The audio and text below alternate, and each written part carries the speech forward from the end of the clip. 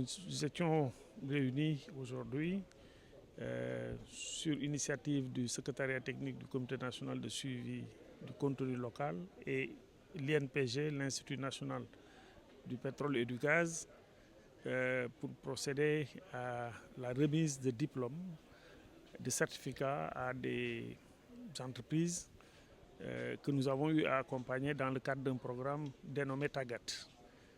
C'est une action extrêmement importante dans le cadre de notre mission parce que, comme vous le savez, nous avons comme mission de mettre en œuvre et de suivre la politique nationale pour le développement du contenu local. L'État a mis en place ce qu'il fallait en termes de cadre légal et institutionnel.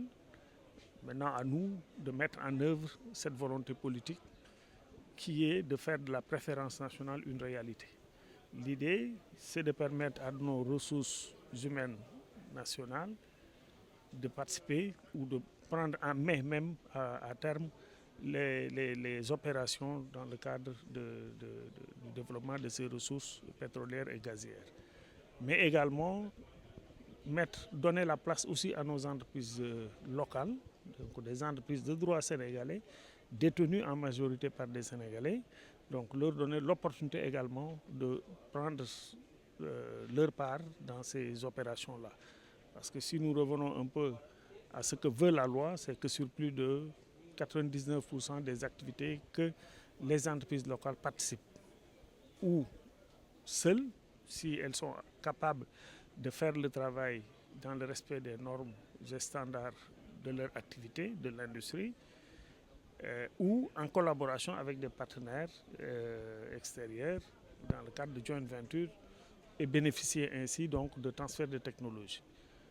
Pour ces deux aspects, vous le comprendrez, tout revient à la capacitation. On a beau avoir cette volonté politique, si on ne forme pas les ressources humaines, si on n'accompagne pas les entreprises dans leur processus de mise à niveau, ces deux grands acteurs ne parviendront jamais à capter les opportunités qui leur sont offertes. C'est pourquoi nous mettons l'accent sur la formation et fort heureusement, nous avons un partenaire privilégié qui est l'INPG, dont c'est le métier et qui est là, qui nous accompagne dans la mise en œuvre de cette politique.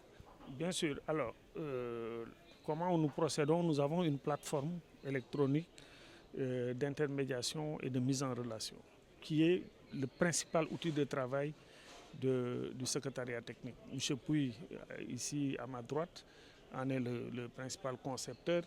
Et cette plateforme-là donc accueille tous les acteurs du secteur qui veulent exister et prendre leur part dans ce qui se fait. Et c'est dans ce cadre-là que nous avons des entreprises qui sont inscrites.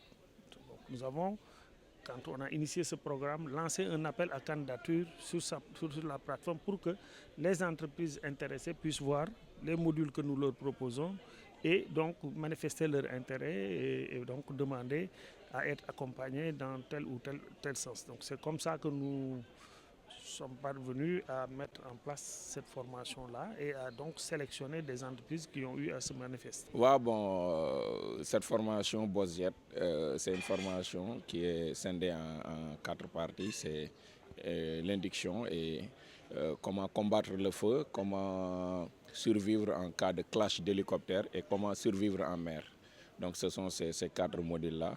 Et voilà, ça complète les métiers qu'on a et nous permet d'aller travailler dans les plateformes offshore pour le pétrole et le gaz.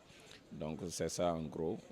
Et nous remercions le secrétariat technique de suivi du contenu local au nom de COSMI, collectif des ouvriers sénégalais dans les mines et les industries. Et les appelle aussi à beaucoup plus d'engagement et de former beaucoup plus de jeunes sénégalais qui sont là, brillants, qui sont au Burkina Faso, au Mali, au Congo. Partout où vous allez vous trouver des ouvriers sénégalais. La Mauritanie, c'est nous qui étions là-bas. Au Mali, c'était nous. Au Congo, c'était nous. Donc pourquoi pas le Sénégal?